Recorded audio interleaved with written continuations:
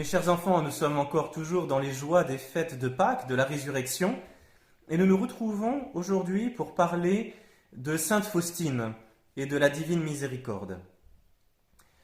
Sainte Faustine, et donc qui était une religieuse, elle s'appelait Hélène Kowalska. Elle est née en 1905, donc il y a un petit peu plus d'un siècle. Elle est née en Pologne. Ses parents étaient de modestes agriculteurs, qui étaient des gens assez pauvres. Donc sa famille, ils n'avaient pas une vie très confortable. On dit d'Hélène, la petite Hélène, avait trois vertus particulières. D'abord, elle était très pieuse.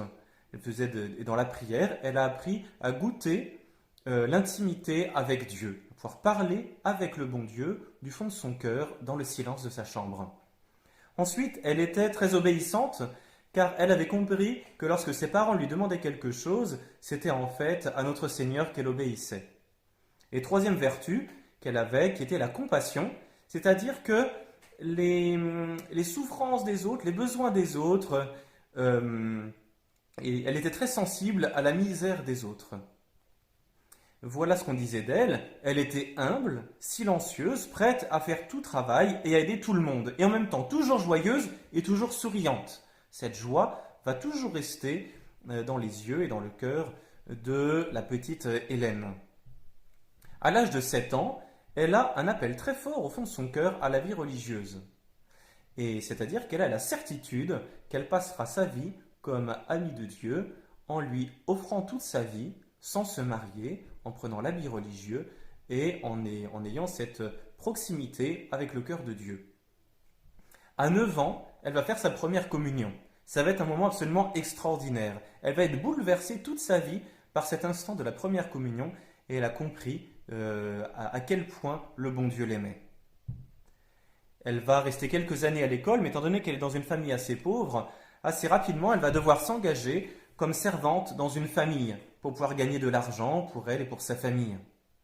Ses parents sont de bons chrétiens, mais ils ne peuvent pas accepter, surtout à cause de leur grande pauvreté, et peut-être qu'ils n'avaient pas suffisamment d'abandon dans la Sainte Providence, mais ils n'arrivent pas à accepter de la laisser rentrer au couvent. Alors Hélène se résigne en se disant, si telle est la volonté de Dieu, eh bien ça se fera un jour. Mais les années passent, et puis Hélène finalement continue à servir dans sa famille ou dans d'autres pour gagner de l'argent. Finalement, c'est Jésus-Christ lui-même qui lui apparaît un jour en lui reprochant de le faire attendre, pour lui rappeler, eh bien, Hélène, je t'avais appelé à me suivre et à devenir mon amie la plus intime. Et donc la petite Hélène va revoir ses parents pour lui dire, il faut absolument que je devienne religieuse, car c'est la volonté de Dieu. Elle essaye plusieurs congrégations, et finalement il y en a une qui l'accepte, qui est située dans la ville de Cracovie, qui est en Pologne, qui est la congrégation des Sœurs de Notre-Dame de la Miséricorde. À ce moment-là, donc en 1925, Hélène a 20 ans, elle devient religieuse et elle prend comme nom de religion Sœur Marie-Faustine du Saint-Sacrement. C'est pour cela qu'on l'appellera désormais Sœur Faustine et ensuite Sainte Faustine. C'était une congrégation qui avait été fondée pour soutenir les femmes et les jeunes filles qui se repentent d'avoir eu une mauvaise vie. Mais Sœur Faustine sera plutôt chargée des travaux du ménage et de l'intendance, comme faire la cuisine par exemple, ou d'accueillir les personnes qui se présentent. Extérieurement, ça semble être une religieuse très discrète, très douce, très calme, très équilibrée, mais à l'intérieur, c'est véritablement le feu de l'amour de Jésus-Christ qui la dévore. Très rapidement, elle va voir des grâces extraordinaires. Alors il y a des grâces extraordinaires qu'on verra et des grâces qu'on ne verra pas. D'abord, elle va voir des visions habituelles, des conversations avec Jésus-Christ, qu'elle va voir à côté d'elle et qu'elle va entendre distinctement dans le fond de son cœur. Elle va avoir aussi le don des prophéties. Les prophéties, vous savez, c'est annoncer par avance des événements qui auront lieu plus tard. Seul Dieu peut connaître l'avenir, et donc si des personnes annoncent des événements improbables, des choses qu'on ne peut pas deviner tout seul, eh bien c'est que c'est Dieu qui leur a révélé. On appelle ça le don des prophéties. Et elle aura également au bout de quelques temps, ce qu'on appelle des stigmates. Les stigmates, vous savez, ce sont la reproduction sur le corps d'un homme ou d'une femme des plaies qui étaient celles de Jésus-Christ sur la croix. Donc il y a les 2 plaies des mains, qui sont à la place des clous, les 2 plaies des pieds, à la place des clous également, et puis la plaie du côté. Et sœur Faustine portera ces stigmates, mais non pas de façon visible, comme saint François d'Assise ou le Padre Pio, mais de façon invisible. Mais elle en souffrira toute sa vie pour porter en elle les marques de Jésus-Christ crucifié. Et voilà ce qu'elle dira de ces dons très particuliers qui lui sont faits. Ces dons ne sont que des ornements de l'âme. Ce n'est ni le contenu, ni la perfection de la sainteté. Ma sainteté et ma perfection consistent en une étroite union de ma volonté avec celle de Dieu. Voilà. Donc elle dit, c'est pas parce qu'on a des grâces extraordinaires comme ça qu'on est saint, on est saint parce qu'on fait la volonté de Dieu. Elle va avoir de très longues conversations avec Jésus-Christ, qu'elle va retranscrire dans son petit journal. C'est Jésus qui va lui demander, puis ensuite ses supérieurs, un petit journal, petit, qui va quand même faire 600 pages, où on aura finalement tout le contenu des conversations entre le cœur de Jésus et sœur Faustine. Voilà comment Jésus se présente à elle. Voilà un extrait d'une de ses conversations. Je ne vais pas tout vous citer, ce serait long, mais c'est très beau. Si un jour vous avez l'occasion de lire le petit journal de sœur Faustine, ce serait une très belle lecture. « Je ne suis qu'amour et miséricorde, dit Jésus. Il n'y a pas de misère qui puisse se mesurer à ma miséricorde, ni en venir à bout, puisqu'au moment de se communiquer, elle s'amplifie. L'âme qui fait confiance à ma miséricorde est la plus heureuse, car je prends moi-même soin d'elle. » Alors Jésus-Christ va particulièrement parler à sœur Faustine d'une chose qui est la miséricorde. Alors avant de continuer, on va essayer de voir qu'est-ce que c'est que la miséricorde de Jésus. Souvent on utilise ce mot, être miséricordieux. Qu'est-ce que ça veut dire? Est-ce que ça veut dire aimer les autres? Oui, c'est une sorte d'amour bien particulier. Voilà ce que c'est la miséricorde. Dans miséricorde vient du mot misericordia. Et dans misericordia, on entend à la fois misère, c'est-à-dire la pauvreté de la personne, et cordis, c'est-à-dire le cœur en latin. Donc on a à la fois la misère et le cœur. Qu'est-ce que c'est que la miséricorde? C'est donc le cœur de Jésus qui se penche sur la misère de notre propre cœur. La miséricorde, c'est le mystère de l'amour immense du cœur de Jésus. Alors, il y a 2 moments, surtout, où l'on voit la toute-puissance de l'amour de Dieu. Le premier moment, vous vous en souvenez, c'était la création. Pourquoi est-ce que Dieu a créé les hommes? Il les a créés par amour, pour qu'ils deviennent ses enfants. C'est par amour que nous existons, pour pouvoir devenir des enfants de Dieu et vivre avec lui pour l'éternité. Le deuxième moment de l'amour de Dieu, c'est la rédemption, c'est-à-dire quand le Fils de Dieu est venu sur la terre pour nous sauver. Vous vous en souvenez, le vendredi saint était il n'y a pas très longtemps, c'était il y a une semaine. En prenant un corps et une âme semblables aux nôtres, et en nous montrant un amour si extraordinaire qu'il est venu mourir sur la croix pour pardonner tous nos péchés.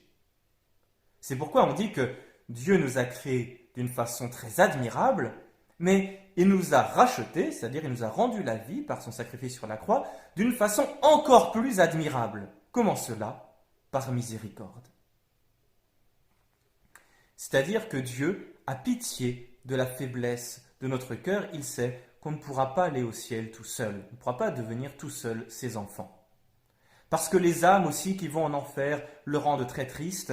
Et aussi, Dieu est miséricordieux aussi, parce qu'il ne veut pas la mort des pécheurs, mais il veut qu'ils se convertissent et qu'ils vivent et qu'ils aillent au ciel. Voilà ce qu'est la miséricorde de Dieu. La miséricorde, c'est donc l'amour des 3 personnes de la Sainte Trinité. C'est l'amour de Dieu le Père, qui a tant aimé le monde qu'il a envoyé son Fils unique sur la terre pour nous sauver. C'est l'amour de Dieu le Fils, l'amour du cœur de Jésus, qui a tant aimé les hommes qu'il n'a rien épargné jusqu'à s'épuiser et à se consumer pour leur témoigner son amour.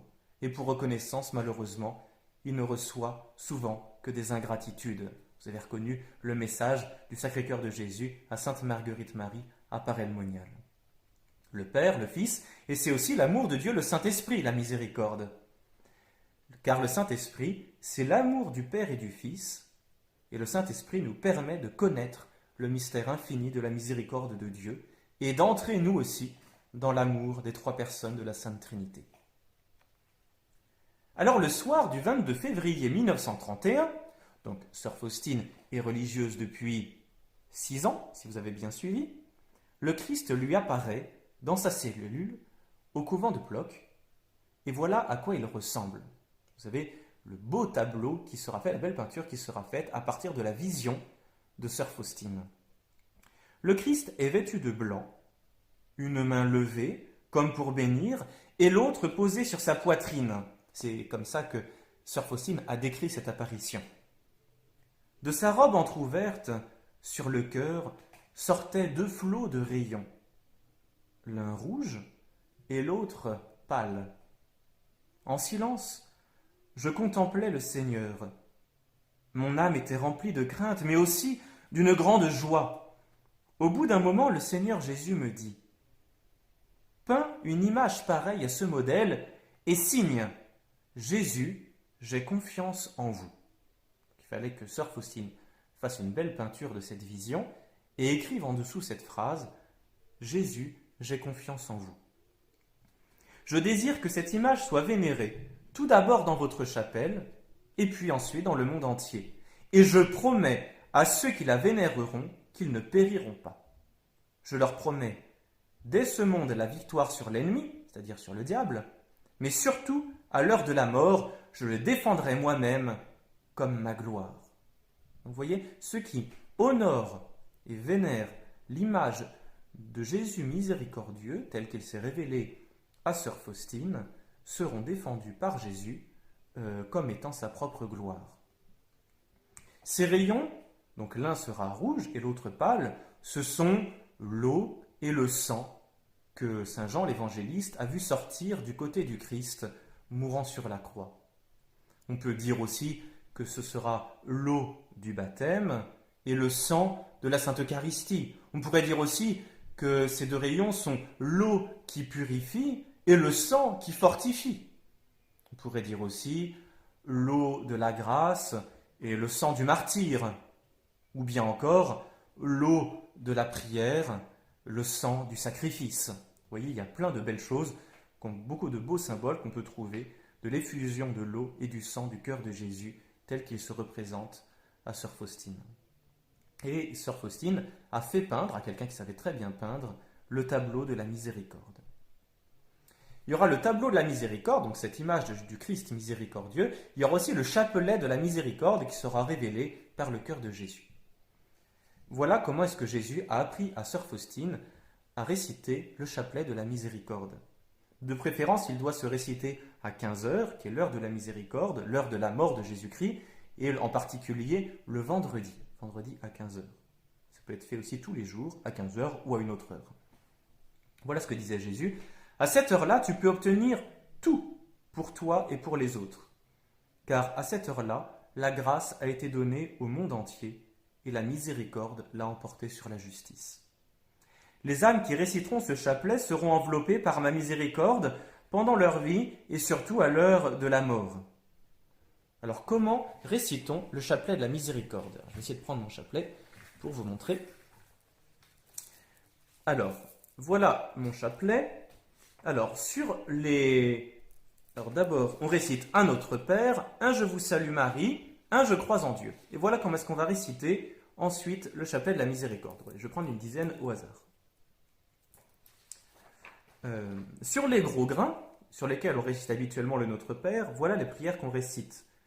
Père éternel, je vous offre le corps et le sang, l'âme et la divinité de votre Fils bien-aimé, notre Seigneur Jésus-Christ, en réparation de tous nos péchés et de ceux du monde entier. Sur les petits grains, sur lesquels on récite habituellement le Je vous salue Marie, voilà ce qu'on va dire.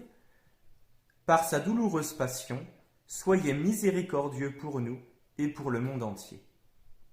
Et à la fin du chapelet, on dira 3 fois Dieu saint, Dieu fort, Dieu éternel, prenez pitié de nous et du monde entier. C'est un chapelet que l'on peut réciter en plus ou à la place du chapelet. C'est une dévotion très recommandée par le cœur de Jésus.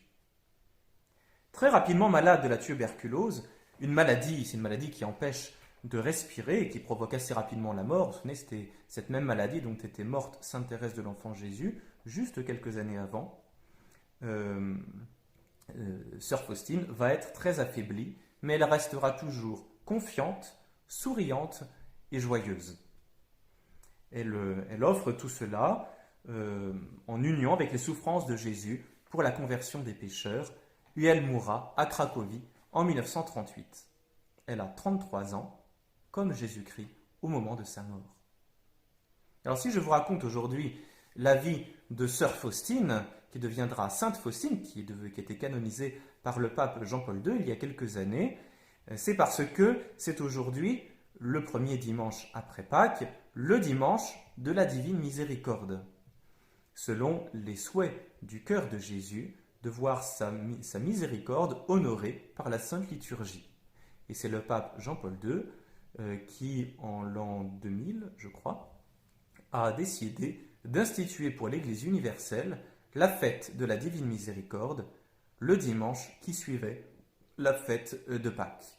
Et donc, en ce jour, il faut bien implorer le cœur de Jésus d'être miséricordieux pour notre pauvre cœur qui a tant péché et lui demander aussi de se convertir. Car la miséricorde de Dieu ne va pas effacer nos péchés si nous n'avons pas le désir intime de nous convertir et de ne pas recommencer ces péchés qui l'ont tout enfoncé. On peut voir un très bel exemple de la miséricorde divine dans la personne du bon larron, par exemple sur la croix, qui malgré tous les péchés qu'il avait commis a été pardonné par le bon Dieu. Jésus-Christ lui a ouvert les portes du ciel parce que le bon larron s'est tourné avec beaucoup d'amour vers lui. On a aussi cet exemple de Sainte Marie-Madeleine, qui ne pouvait pas réparer tous les gros péchés qu'elle avait faits, mais qui a réparé en donnant beaucoup d'amour. Et donc, la miséricorde de Dieu, c'est l'amour de Jésus-Christ qui va s'exercer sur nous pour nous pardonner nos péchés et qui demande en retour beaucoup d'amour et le désir profond de notre cœur de ne plus l'offenser. Et donc, nous devons être très reconnaissants d'avoir dans notre belle religion catholique la miséricorde divine qui s'applique à nous tous, voyez. Et pourquoi est-ce que la miséricorde peut s'appliquer à nous tous? Parce que la miséricorde de Jésus est née de son cœur transpercé. Si Jésus-Christ n'était pas mort pour nous sur la croix, eh bien on ne pourrait pas avoir tous les mérites de sa miséricorde. Alors aujourd'hui, nous voyons ce cœur glorieux, car Jésus est ressuscité des morts. Il est vivant éternellement avec le Père et le Saint-Esprit. Vendredi saint, nous avions vu ce cœur transpercé dans la douleur, et aujourd'hui, nous voyons ce cœur dans la joie et la gloire, et nous sommes heureux, avec Sainte Faustine, de pouvoir chanter les louanges de ce cœur miséricordieux. Nous devons rester dans la sainteté et la pureté qui nous ont été méritées par la mort et la résurrection de Jésus-Christ, et nous sommes ensuite certains de pouvoir partager sa gloire dans le ciel. Bonne fête de la Divine Miséricorde, Sainte Faustine, priez pour nous, ainsi soit-il.